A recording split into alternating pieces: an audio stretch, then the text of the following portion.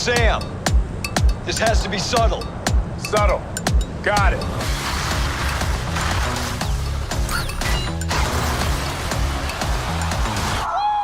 You're welcome. Most of your work in the MCU so far has been done with the Russo brothers. Were you nervous at all about showrunner Malcolm Spellman and director Kerry Scoglin coming into the fold? Not at all. Ari is a very established director, and there's no question about how amazing of a writer Malcolm is. My apprehension was more so everything we had done up to this point was on the big screen.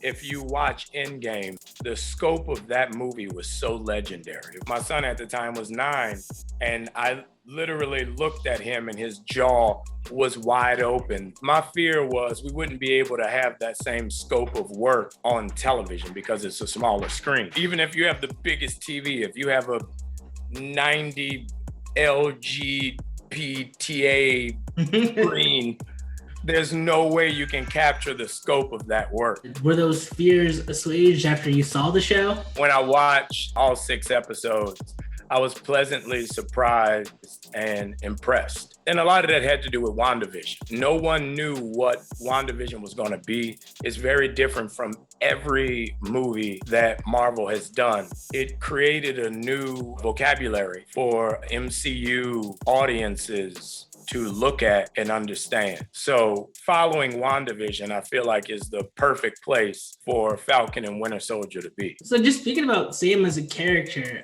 do you think he can empathize with Bucky a bit more now that he too is kind of a man out of time, coming back from those 5 years in the pit? Of course, but I think his trepidation with Bucky is the fact that he and Bucky, their relationship is still a new relationship. You have those growing pains and fears and factors of who exactly is this person that you're dealing with, that you've invested with. So, through the course of the 6 episodes, you learn about these characters, you learn their background, but also you get to see them learn each other. That's what keeps it most interesting. And that's what I pride Malcolm with so much. He really put us in a position as actors and as performers and gave us those beats and moments. It's not like, oh, we're friends now. No, we still remember everything that happened in the MCU, and we carry that into this series. My last question, just a personal question. The last one. You have so many more questions. I know you do. I mean, look, I could go all day, just satisfy my own geek urges about the MCU, but I got a job to do. Geek on, player, geek on.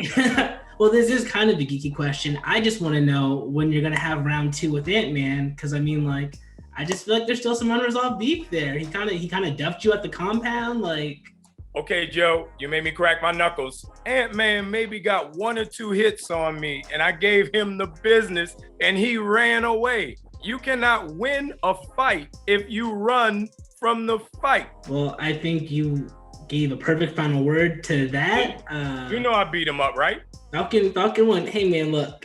He was successful, so you might have won the battle, but he ran. It's really important to me that Cap never finds out about this. They didn't put me in Ant-Man 2 because they knew. Paul Rudd said, I'll deal with anybody, but I'm not dealing with the Falcon. Paul Rudd said it. You can ask him. I have it printed. I recorded him say it. All right. Well, I believe you. I believe you.